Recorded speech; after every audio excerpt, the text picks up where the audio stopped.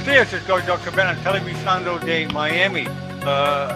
Ahora coordinamos de Miami un congreso en Bolivia, un congreso de neurocirugía y neuroanatomía. Hoy tenemos el placer de introducir al próximo presentador, Fernando Chico Ponce de León, MD, un neurocirujano de Ciudad de México, y él va a explicar su subjecto de su charla.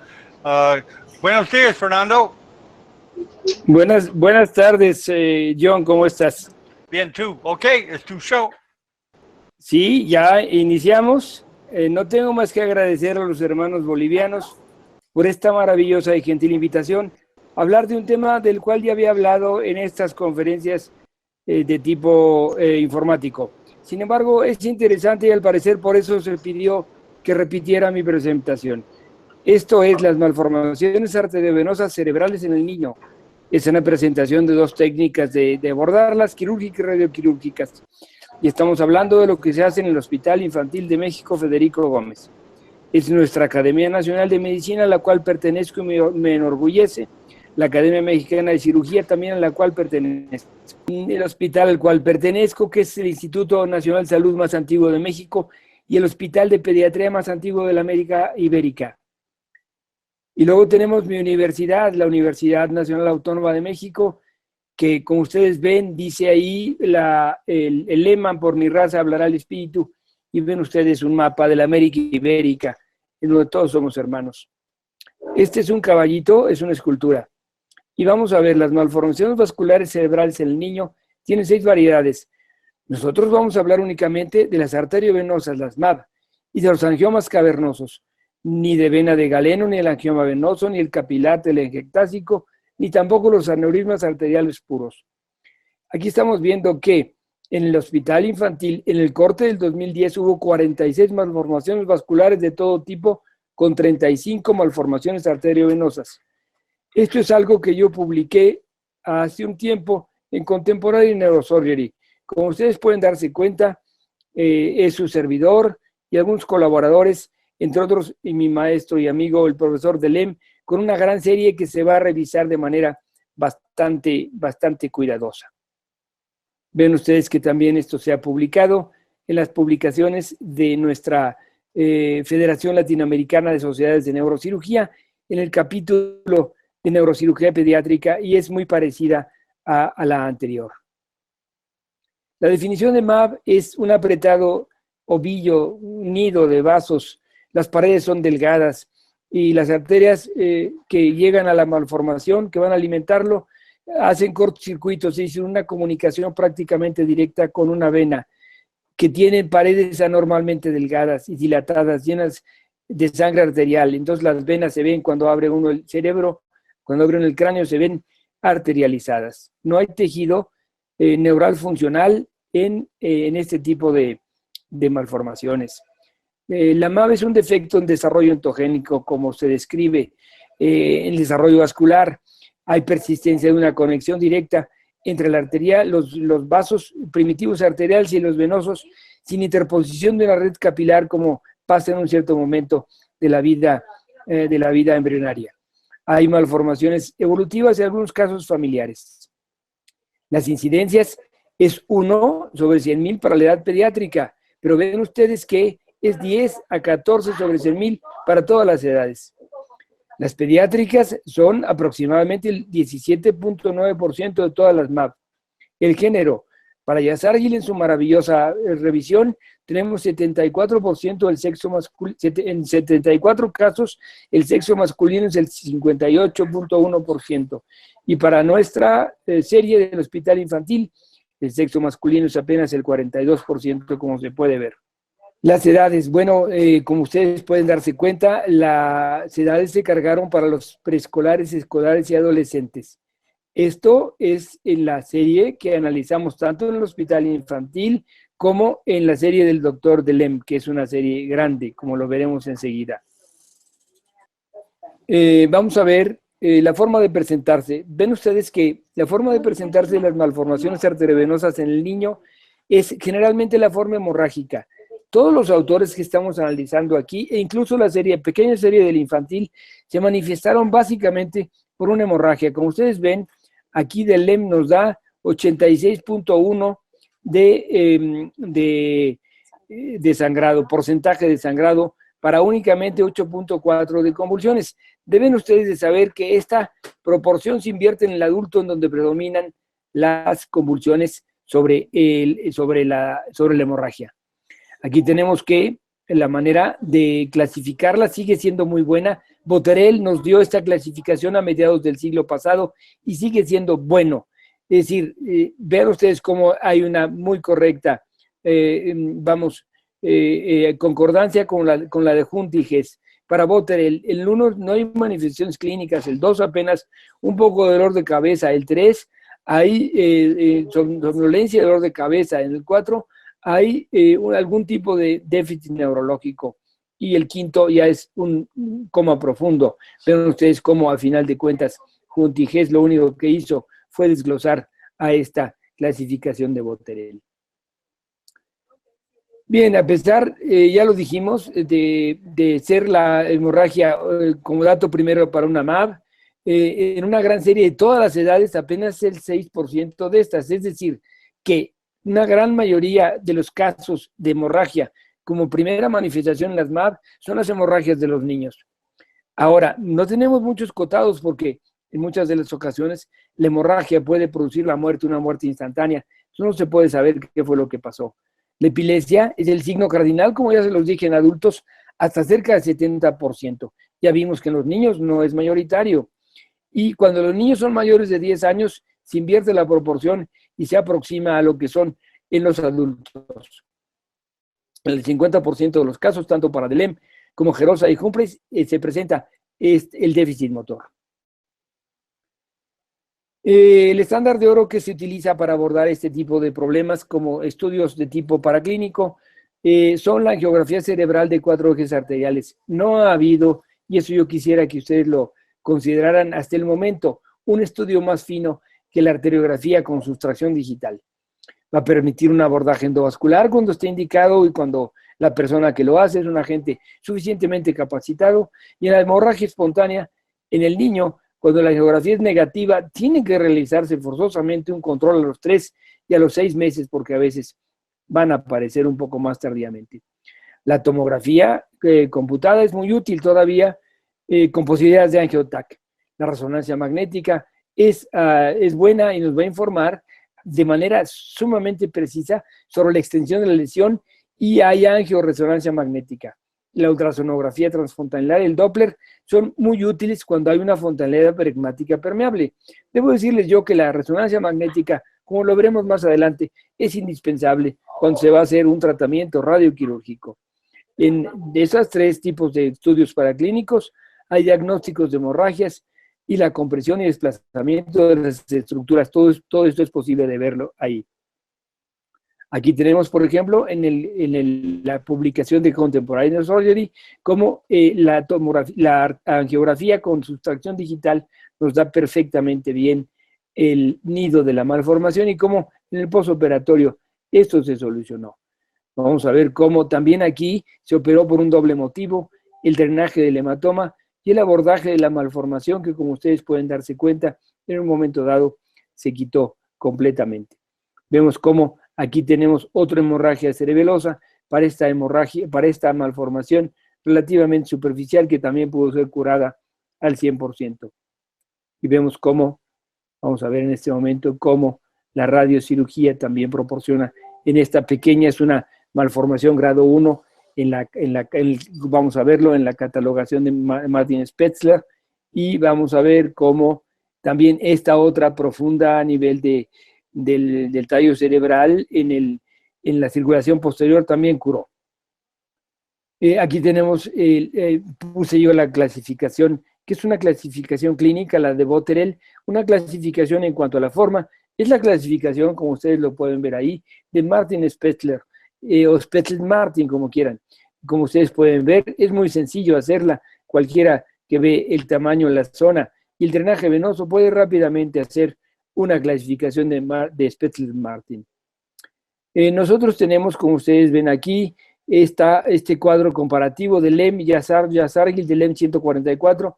Yazargil tiene 60 niños y vemos cómo existe una cierta concordancia, al menos para el hospital infantil y para el hospital universitario de Lila, en cuanto a la presentación, proporcionalmente hablando, claro está. Sin embargo, tenemos que las insulares son 4, por ejemplo. Para Yazargil no hubo ninguno en el caso de LEM. La gran serie de DELEM que la inició el profesor Emil Lehn en el primer tercio del siglo XX, consta de 26 casos en surcos y giros frontales. Como ustedes ven, volvemos la región retrosplenial, el cuerpo calloso también, en DELEM y Yazargil. Vemos que se concentran. Los núcleos grises centrales, nosotros tenemos 2 contra 20 para DELEM. Vean cómo el cerebelo hay 15 con 2 para nosotros. El tallo cerebral hay 1 y 1, y nosotros operamos 3 en cirugía abierta. Y no especificadas en el estudio de los expedientes tenemos 3. Ven ustedes cómo las localizaciones aquí, cuando se comparan con el hospital infantil en estas gráficas, son muy parecidas, con excepción, claro está, de las muy difíciles de surcos y giros centrales y cuerpo calloso.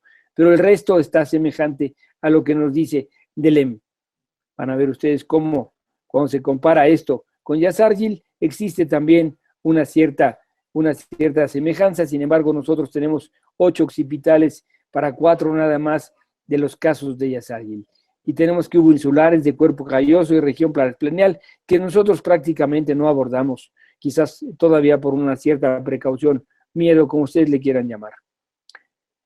Bien, el origen de las arterias nutricias de una MAP, de 185 casos que DELEM en un momento dado nos refiere, hay 60 casos que dependen de la carótida derecha, 56 de la izquierda. Ven ustedes que la vertebral derecha tiene 16 y 33 predomina la izquierda.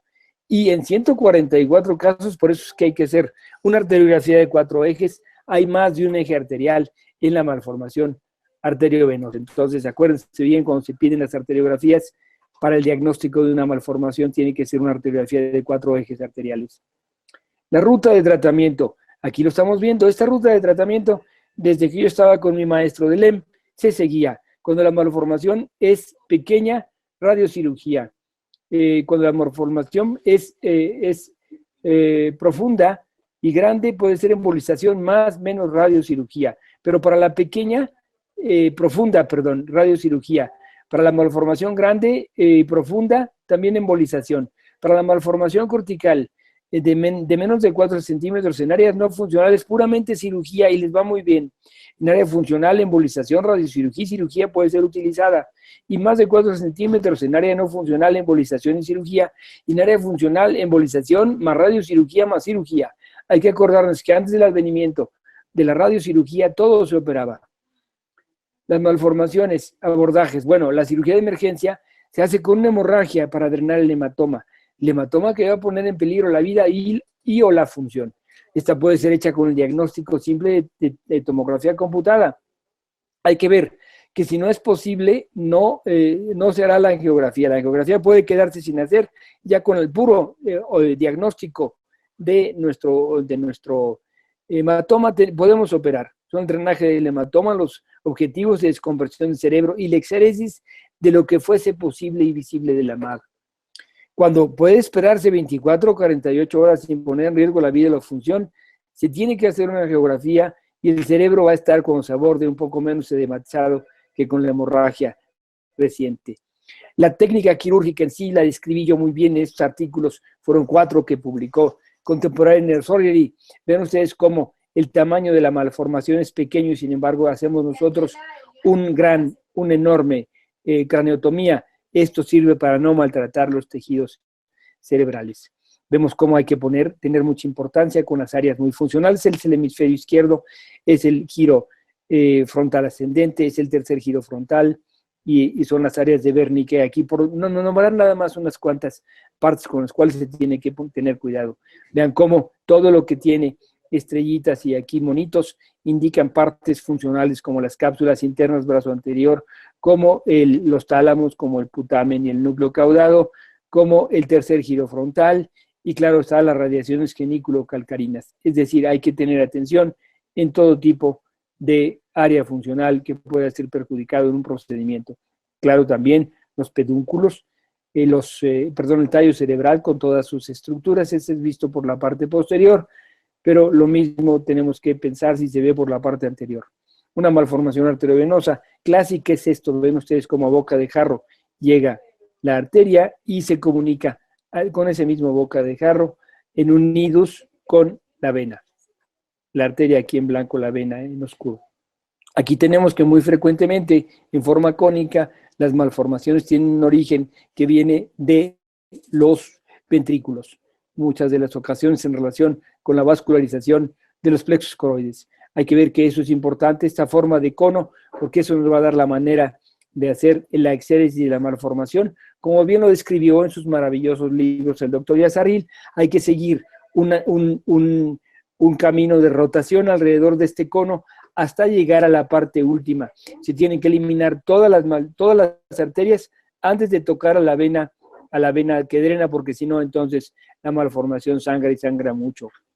Aquí tenemos un tipo de malformación en la cual vemos que de manera absoluta la irrigación viene por una de las coroideas y vean ustedes cómo tenemos un drenaje superficial y cómo tiene de nuevo la forma cónica que tienen estos problemas. Aquí tenemos una tipo 1 en donde vemos un drenaje superficial y se ve el nido de la malformación pequeña. Esta puede ser tratada ya sea con cirugía o con radiocirugía. Vemos también cómo esta forma cónica la tenemos hasta en las más simples, que son la alimentación superficial de la malformación y un drenaje superficial. Pero podemos tener también este tipo de malformación compleja en la cual la encontramos por abajo de los surcos y de los giros y está alimentada tanto por arterias en la parte baja de la misma y tiene un drenaje profundo. Son especialmente difíciles a tratar y a operar. Aquí tenemos cómo en la fosa posterior podemos tener todas estas variedades. Ven ustedes que no es difícil imaginarlo. Y vemos cómo hay trucos, ya que se quitaron todas las aferencias arteriales.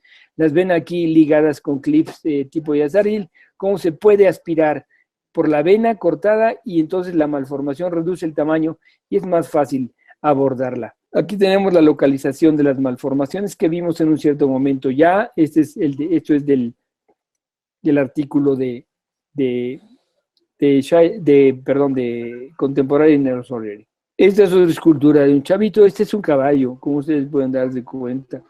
Bien, entonces tenemos que, ya vimos esto también, cómo se van a abordar, y vamos en este momento a hacer un enfoque especial para la radiocirugía.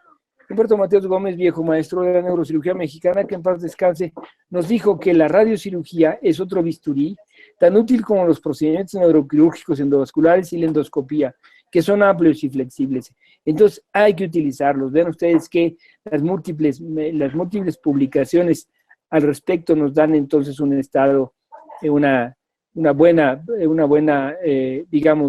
buen panorama de lo que implica el tratamiento radioquirúrgico de este tipo de problemas.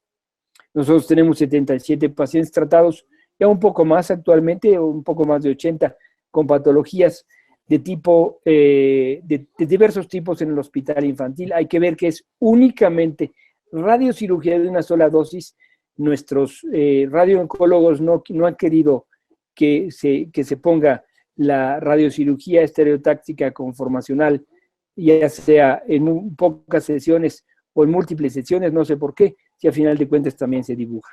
La radiocirugía cerebral en niños, ven ustedes cómo específicamente para las malformaciones son aquellas que son de gran tamaño o de acceso difícil o en áreas muy funcionales que se requiere para la clínica de la enfermedad vascular cerebral. Es un neurocirujano, un terapista endovascular, un radiooncólogo y claro, todas las parafernalias que implica tener un servicio de radiocirugía.